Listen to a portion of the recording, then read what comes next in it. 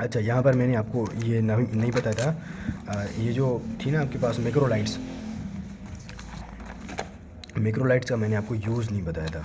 तो अभी हम इनका यूज़ कर लेते हैं। यूजेस इनको किस किस में करते हैं। एक आता आपके पास भी कॉर्नी बैक्टीरियम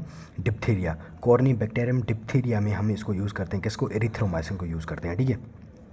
उसके बाद आपके पास क्या आता है? क्लेमाइडियल इन्फेक्शंस में आप एजिथ्रोमाइसिन को यूज़ करते हैं, ठीक है। किसको? एजिथ्रोमाइसिन को। उसके बाद आता है आपके पास क्या? लिजियोनेलोसिस। क्या? लिजियोनेलोसिस। बेसिकली लिजियोनेलोसिस आपके पास ना जो है ना नेरीज डिजीज़ होती है, ये जो है ना आपके पास ये बैक्टीरिया काज करवाता है। और इसमें ना आप क्या दे रहे होते हैं? आप एजिथ्रोमाइसिन प्लस या फिर आप ना फ्लोरोक्विनोलोन्स देंगे। फ्लोरोक्विनोलोन्स में आपको बाद में पढ़ाऊँगा, ठीक है। उसके बाद आपके पास आता है क्या? माइकोप्लाज्मा नमूनिया। माइकोप्लाज्मा नमूनिया में आप या तो एजिथ्रोमाइसिन देते हैं या फिर इसमें आप डॉक्सीसाइक्लिन देते हैं। क्या? डॉक्सीसाइक्लिन। उसके बाद आपके पास क्या आता है? Mycobacterium avium complex. Mycobacterium avium complex में ना आप एजिथ्रोमाइसिन देते हैं। क्या? एजिथ्रोमाइसिन या फिर विथ कॉम्बिनेशन ऑफ रेफेम्पिन या फिर विथ कॉम्बिनेशन ऑफ इथेम्ब्यूटोल। ये आपके पास इथेम्ब्यूटोल एंड रेफेम्पिन आपके पास क्या होते हैं? एंटी ट्यूबरकुलर ड्रग्स होते हैं, ठीक है। तो ये क्या थे? थोड़े से इसके जो है ना क्या थे? इनके यूजेस थे। किसके? जो है ना आपके पास क्या? मैक्रोलाइड्स के। उसके बाद हमारे पास ड्रग आता है फिडेक्सोमाइसिन। फिडेक्सोमाइसिन क्या करता है? Inhibit the RNA polymerase. RNA polymerase is the enzyme which initiate the जो है ना आपके पास क्या जो है ना प्रोटीन सिंथेसिस। मतलब क्या? ये इनिशिएशन को इनहिबिट करता है। मतलब क्या? इनिशिएशन फेज़ होता है ना आपके पास बैक्टीरिया में, तो ये उसको इनहिबिट करता है। जो प्रोटीन सिंथेसिस में जो है ना फेजेस होते हैं, इनिशिएशन, इलॉन्गेशन एंड टर्मिनेशन होता है, ठीक है। तो ये इनिशिएशन को इनहिबिट करते हैं। एंड इनिशिएशन आपके पास आरएनए पॉलीमरेज करता है, तो ये उसको इनहिबिट करते हैं, ठीक है। अच्छा, इसका यूज़ क्या है? इसको हम यूज़ करते हैं किसमें? सूडो मेम्ब्रेनस कोलाइटिस में। सूडो मेम्ब्रेनस कोलाइटिस में मैंने ये बताया था आपको पहले, ठीक है, पहले वाली वीडियोस में। सूडो मेम्ब्रेनस कोलाइटिस कौन काज करवाता है? Is the clostridium difficile. Clostridium difficile जब सूडो मेम्ब्रेनस कोलाइटिस करवाता है तो हम इसको उसमें यूज़ कर सकते हैं, ठीक है। सॉरी। एंड इसके एडवर्स इफेक्ट में क्या क्या क्या आ जाएगा?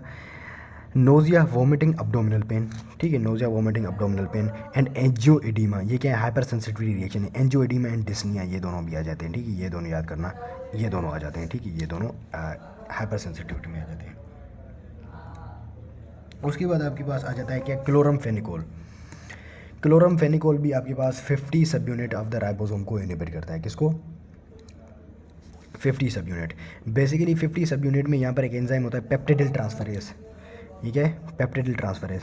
ये क्लोरमफेनिकोल क्या करता है? इसका मैकेनिज्म ऑफ एक्शन बता रहा हूँ। पेप्टिडिल ट्रांसफरेज को ये इनहिबिट करता है, ये इसको इनहिबिट करेगा। ये जब इसको इनहिबिट करेगा तो यहाँ पर क्या? पेप्टिडिल ट्रांसफरेज ये क्या करता है? जो है ना अमीनो एसिड्स की जो है ना ट्रांसफॉर्मेशन वगैरह करवाता है, ठीक है। तो यहाँ पर अमीनो एसिड्स की ट्रांसफॉर्मेशन नहीं होगी और यहाँ पर क्या होगा? पूरा प्रॉपर जो है ना पूरा प्रॉपर क्या प्रोटीन नहीं बनेगा, प्रोटीन पूरा नहीं बनेगा, ठीक है। तो इसका ये मैकेनिज्म ऑफ एक्शन होता है। और इसकी जो है ना रेजिस्टेंस कैसे प्रोड्यूस होगी? नंबर 1 एंजाइम्स के through and number 1 decrease permeability के थ्रू, ठीक है। ये इसके क्या होते हैं? मैकेनिज्म ऑफ एक्शन था। और ये इसकी क्या थी? जो है ना रेजिस्टेंस थी। और इसको हम किस में यूज़ करते हैं? क्लेमाइडियल इन्फेक्शंस एंड रिकेट्शिया में यूज़ करते हैं। किस में? क्लेमाइडिया में एंड रिकेट्शिया के इन्फेक्शंस में इसको यूज़ करते हैं, ठीक है। तो ये भी आपको क्लियर हो गया होगा। अच्छा, ये बेसिकली क्या करता है? ग्लूकोरोनाइडेशन। ये क्या करता है? ग्लूकोरोनाइडेशन को इनहिबिट, मतलब क्या इसको जो है ना डिक्रीज़ करता है। क्या? ग्लूकोरोनाइड। अच्छा, बेसिकली ये जैसे ही लिवर में आता है तो लिवर में ना ये ग्लूकोरोनाइडेशन की थ्रू ना ये आपके जो है ना इनहिबिट हो जाता है, मतलब क्या इनएक्टिवेट हो जाता है। ठीक है, ग्लूकोरोनाइडेशन के थ्रू ये इनएक्टिवेट हो जाता है। जब ये इनएक्टिवेट होता है तो यूरिन में ये एक्सक्रीट आउट होता है और ये ब्रेस्ट मिल्क में भी एक्सक्रीट आउट होता है, ठीक है।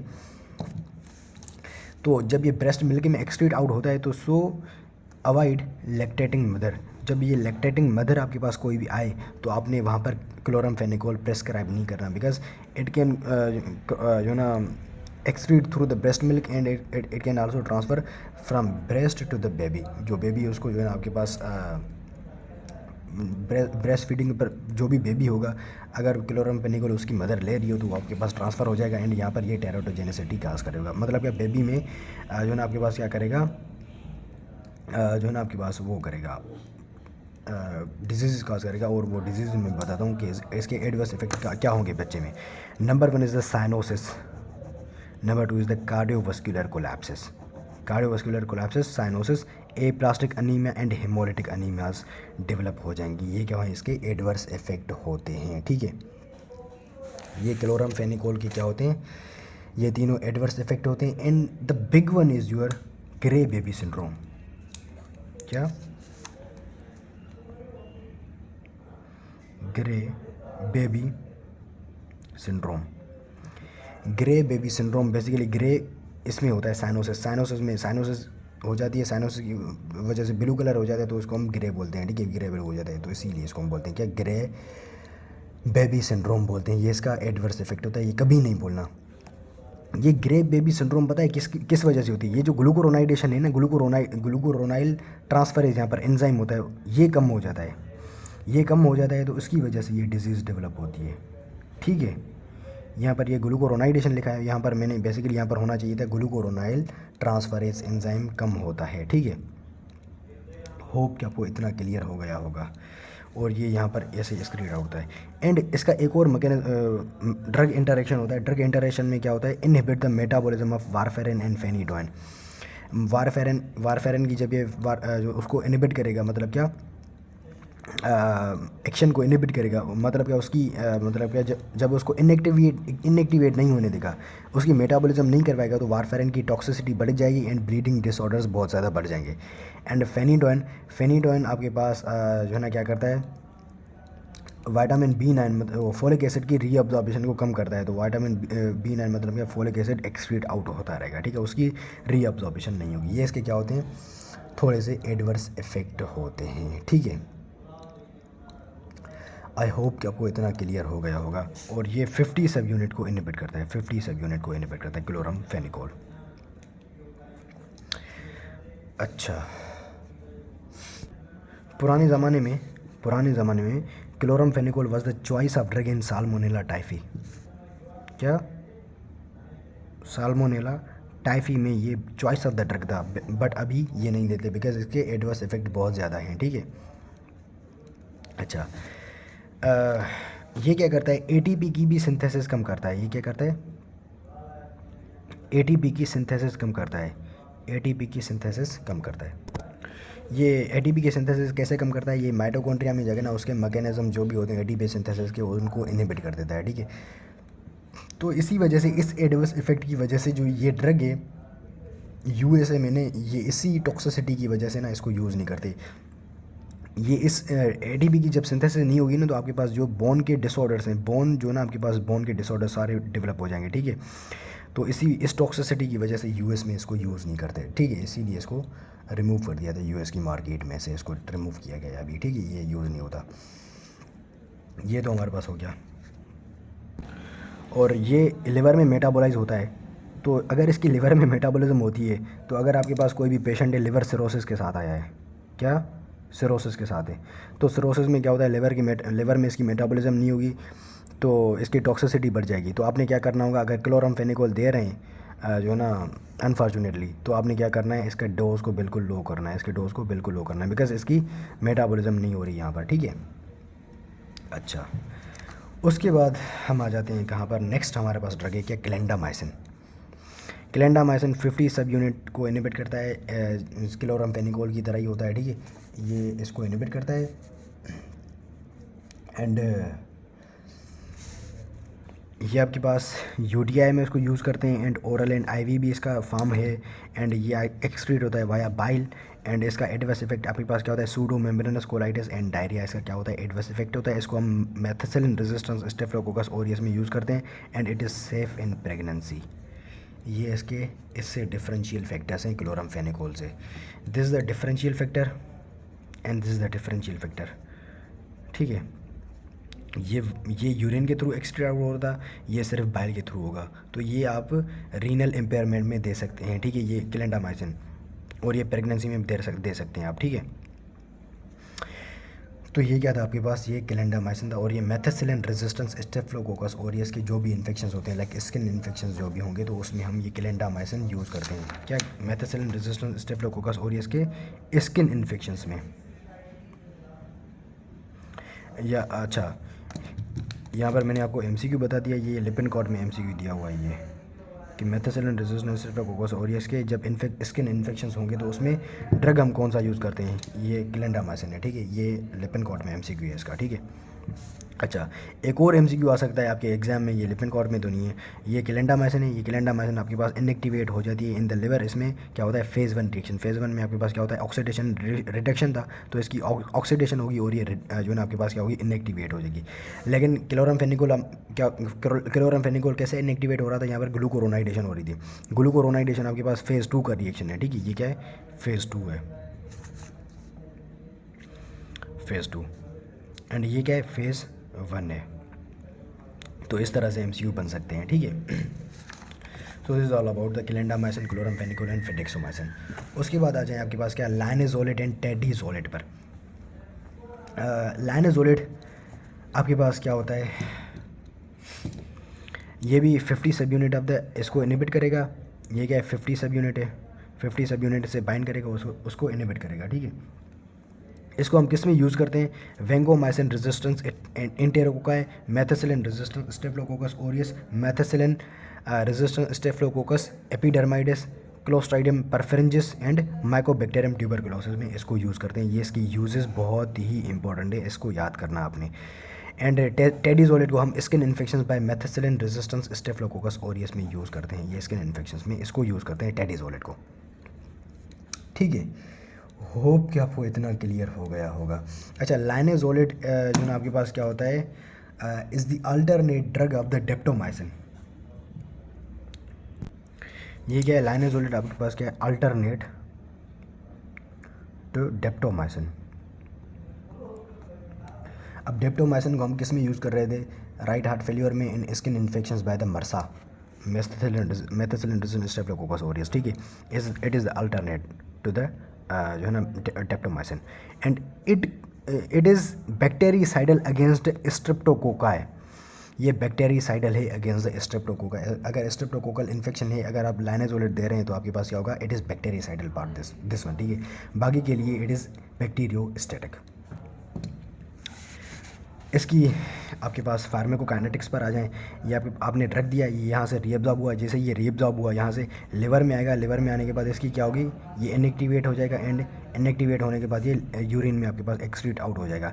यहाँ पर जो काम की बात है, इसकी जो इनएक्टिवेशन होती है वो आपके पास ऑक्सीडेशन होती है। ऑक्सीडेशन आपके पास क्या है, फेज़ 1 रिएक्शन है, तो ये एमसीक्यू आ सकता है, ठीक है। इस तरह से ये क्या थी, इसकी फार्माकोकाइनेटिक्स थी, और इसका एडवर्स इफेक्ट हेडेक होता है, डायरिया होता है, ठीक है। ये हेडेक, डायरिया एंड नोजिया होता है। जो आपसे एडवर्स इफेक्ट आपसे एग्जामिनर पूछना चाहेगा इज़ दिस वन। अगर आप लाइनेजोलेट 10 डेज से ज़्यादा यूज़ किया आपने, यार मैं बोल रहा हूँ 10 डेज से आपने ज़्यादा इसको यूज़ किया है, 10 या फिर 10 डेज़ या फिर 10 डेज से ज़्यादा, तो आपके पास थ्रोम्बोसाइटोपिनिया होगा।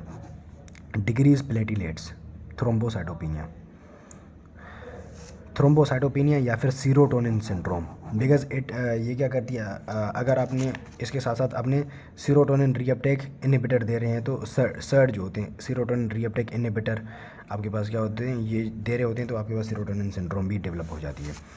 अगर आपने 28 डेज तक यूज़ किया है कंटिन्यूसली एंड उससे भी ज़्यादा अगर, तो आपके पास क्या होगा, neuropathies and optic neuritis. Optic neuritis का मतलब है आपके पास क्या, ब्लाइंडनेस हो जाएगी। ऑप्टिक न्यूराइटिस मतलब क्या, ऑप्टिक नर्व में आपके पास क्या होगी, इन्फ्लेमेशन होगी, एंड न्यूरोपैथीज आपके पास होती हैं।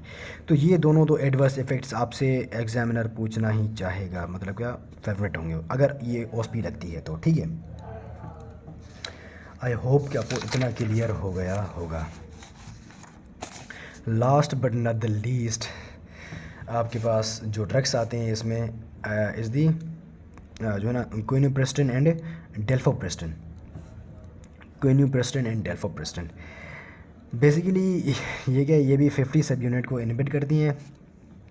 डेल्फोप्रेस्टिन ये क्या है, टीआरएनए है। टीआरएनए में ये क्या है, जो है ना पहला जो अमीनो एसिड होता है is the methionine. Protein synthesis में जो पहला अमीनो एसिड होता है इज़ द मिथायोनिन। मिथ्योनिन के बाद ये कोई भी अमीनो एसिड है, like this is your aspartate, this is your जो है ना एलानिन। ये आते जाते हैं और प्रोटीन फॉर्म होता है। बेसिकली ये डेल्फोप्रेस्टिन, दिस डेल्फोप्रेस्टिन, यहाँ पर मैंने डेल्फप्रेस्टिन लिखा है, dalfopristin inhibit the addition of the amino acids on the transfer RNA. ये क्या टीआरएनए है, टीआरएनए पर पहला अमीनो एसिड क्या होगा, ये मिथ्योनिन होगा। ये क्या करेगा, inhibit the addition of the amino acids की एडिशन को इनहिबिट करेगा डेल्फोप्रेस्टिन। उसके साथ साथ ये दोनों ना क्या होते हैं, साइनर्जिस्ट होते हैं ये दोनों अपने आप में, ठीक है। डेल्फोप्रेस्टिन और क्विनिप्रेस्टिन अगर आप एक दूसरे के साथ दे रहे हैं तो डेल्फोप्रेस्टिन क्या करेगा, इसकी जो है ना अमीनो एसिड की एडिशन को इनहिबिट करेगा। ये इसकी एडिशन को इनहिबिट करेगा और ये जो आपके पास इम्प्रॉपर डीएनए इम्प्रॉपर प्रोटीन बना है, प्रॉपर प्रोटीन नहीं है, ये इम्प्रॉपर प्रोटीन की क्या करेगा, इसको रिमूव करेगा फ्रॉम द दिस 50 सब यूनिट ऑफ द राइबोसोम। ये इसको इससे रिमूव करेगा। क्विनिप्रेस्टिन का ये मैकेनिज्म ऑफ एक्शन है, डेल्फोप्रेस्टिन का ये मैकेनिज्म ऑफ एक्शन है, ठीक है। और इन दोनों का यूज़ क्या है, यूज़ इन दोनों का क्या है, vancomycin resistance enterococci and gram positive cocci में इनको यूज़ करते हैं। ये इन दोनों का यूज़ है, ठीक है। और इनमें रेजिस्टेंस कैसे प्रोड्यूस होती है, मिथाइलेशन। Number 1 methylation. जैसे मिथाइलेशन किस में हो रही थी, आपके पास वो थे ना, ये मैक्रोलाइड्स के अगेंस्ट भी ये मिथाइलेशन हो रही थी ना आरआरएनए की, यहाँ पर भी ऐसे ही होगा, मिथाइलेशन होगी और ये ड्रग्स अपना वर्क नहीं कर पाएंगे। दूसरा है एसिटाइल ट्रांसफरेज, एक एंजाइम प्रोड्यूस करते हैं। ये क्या है, एंजाइम है, ये एक एंजाइम है, ये बैक्टीरिया प्रोड्यूस करते हैं। और ये एसिटाइल ट्रांसफरेज क्या करता है, इस डेल्फोप्रेस्टिन को इनहिबिट करता है, ठीक है। तो इसकी वजह से आपके पास क्या होगा, इसका एक्शन नहीं होगा। And the third is the efflux pump. ये इफ्लेक्स बम आपको पता है क्या होता है, ठीक है। And these drugs are also जो है ना साइडल। ये क्या होते हैं, बैक्टेरिसाइडल होते हैं। क्या होते हैं ये ड्रग्स भी आपके पास क्या होते हैं, बैक्टेरिसाइडल्स होते हैं, ठीक है। उसके बाद इनकी फार्माकोकाइनेटिक्स भाई ये हम आईवी की रूट के थ्रू दे रहे होते हैं। आईवी रूट के थ्रू जब हम देंगे तो ये आपके पास लिवर में आएंगे, लिवर में आने के बाद ये फीसेस के थ्रू एक्सक्रीट आउट होते हैं। उसके अलावा ये क्या करते हैं, CYP3A4 cytochrome 3A4 is the जो है ना आपके पास क्या एक वेरी इंपॉर्टेंट एंजाइम होता है किसका, साइटोक्रोम P450 सिस्टम का। ये एंजाइम बहुत सारे ड्रग्स की जो मेटाबॉलिज्म है इस एंजाइम के थ्रू होती है। जब ये इस एंजाइम को इनहिबिट करेंगे ये ड्रग्स, तो ये यहाँ पर क्या करेंगे, बाकी जो सारे ड्रग्स को ये इनहिबिट करता है, उनकी मतलब क्या मेटाबॉलिज्म करता है, तो उनकी मेटाबॉलिज्म नहीं होगी तो उन ड्रग्स की आपके पास क्या होगी, यहाँ पर टॉक्सिसिटी बढ़ जाएगी, ठीक है। उन सारे ड्रग्स की यहाँ पर क्या होती है, टॉक्सिसिटी होती है। ये इसका एडवर्स इफेक्ट है। और ये जैसे ही आईवी रूट के थ्रू देंगे, जहाँ पर ये मैं दूंगा यहाँ पर क्या होगी, इरिटेशन होगी। क्या होगी, आईवी वीन में क्या होगी, यहाँ पर इरिटेशन होती है, ठीक है। एक इसका एडवर्स इफेक्ट ये था, दूसरा इसका ये था। उसके अलावा दूसरा आता है कि आपके पास क्या, मायल्जियास, आर्थ्रल्जियास एंड हाइपर बिलीरुबिनीमिया। मायल्जिया आपके पास क्या है, पेन इन मसल पेन। आर्थ्रल्जिया आपके पास क्या होता है, जॉइंट पेन। एंड हाइपर बिलीरुबिनीमिया इनका क्या होता है, ये एडवर्स इफेक्ट होता है, ठीक है। So this is all about the जो है ना आपके पास क्या, पूरे के पूरे जो है ना आपके पास प्रोटीन सिंथेसिस इनहिबिटर्स, ठीक है। होप कि आपको पूरा क्लियर हो गया होगा। अगर कोई भी क्वेश्चन है तो आप कमेंट में पूछ सकते हैं।